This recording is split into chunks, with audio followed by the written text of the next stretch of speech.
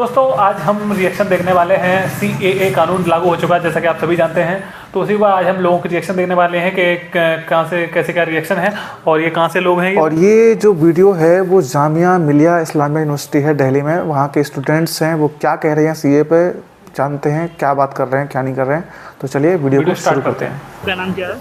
अंजलि और मैं जामिया की स्टूडेंट हूँ।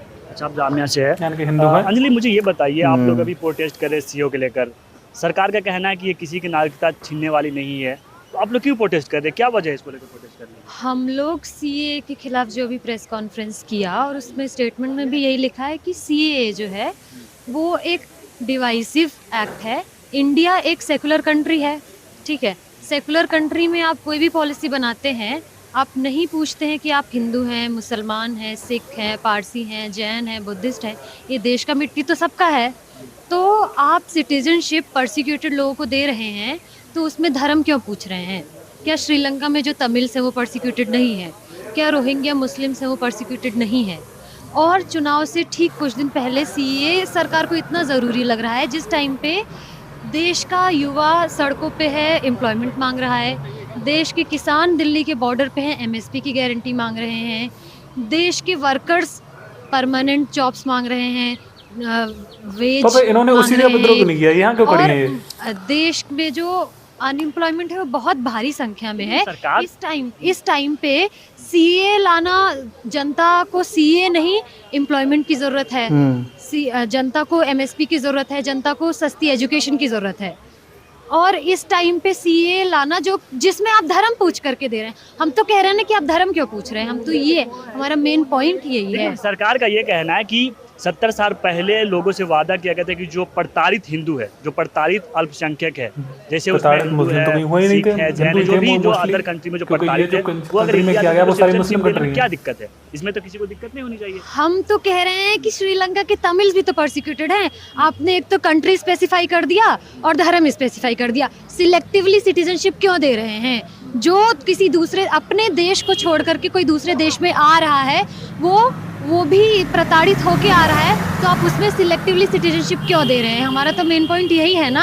आप दीजिए श्रीलंका के तमिल्स को भी, रोहिंग्या के मुस्लिम्स को भी दीजिए, क्यों नहीं दे रहे हैं सिटीजनशिप? आप ठेका लिए हैं सिटीजनशिप देने का, तो आप सिलेक्टिवली सिटीजनशिप क्यों दे रहे हैं और मुसलमान को अदराइज क्यों कर रहे हैं?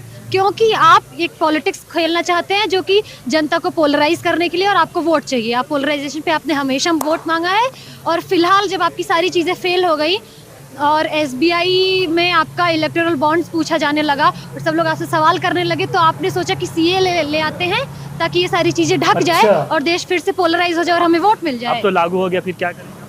हम लोग बिल्कुल एकदम अपना मूवमेंट तेज करेंगे, हम इसे लागू होने नहीं देंगे। ये वीडियो थी, मेरा इसमें ये टेक रहेगा कि ये सो कॉल पढ़े लिखे लोग हैं, सो कॉल पढ़े लिखे, यानी कि अपने आप को बहुत ज़्यादा एजुकेटेड दिखाने की कोशिश करते हैं, जो कि जो है नहीं है। ये सिर्फ एक प्रोपेगेंडा मशीनरी बन गए हैं लेफ्ट विंग की।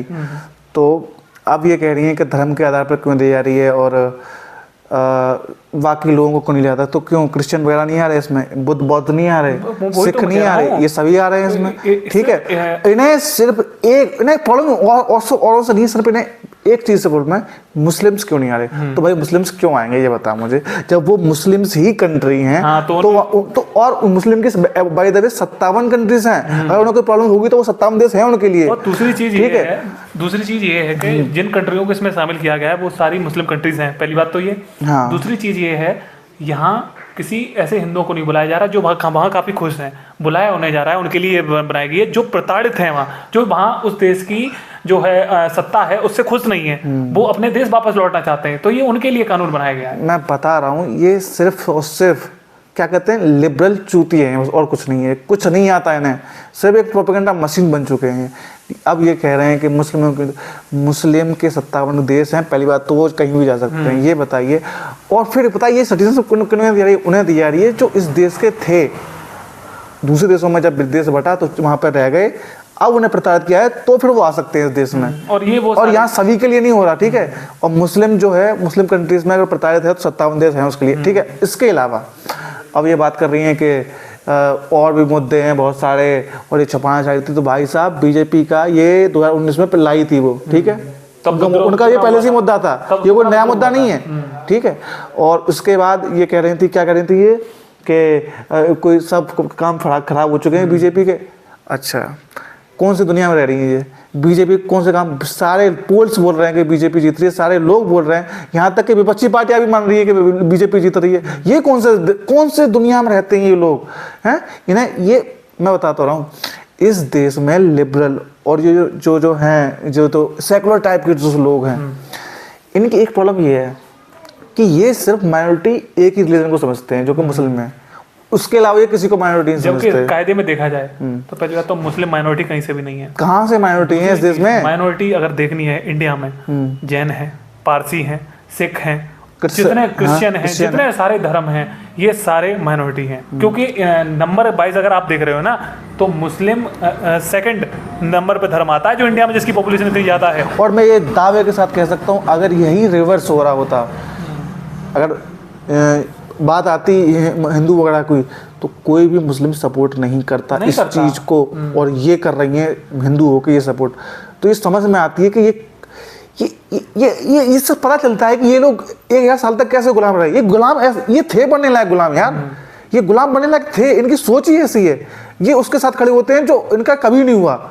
तो ठीक है, तो ये गुलाम बनने लायक थे, इसलिए गुलाम हैं ये।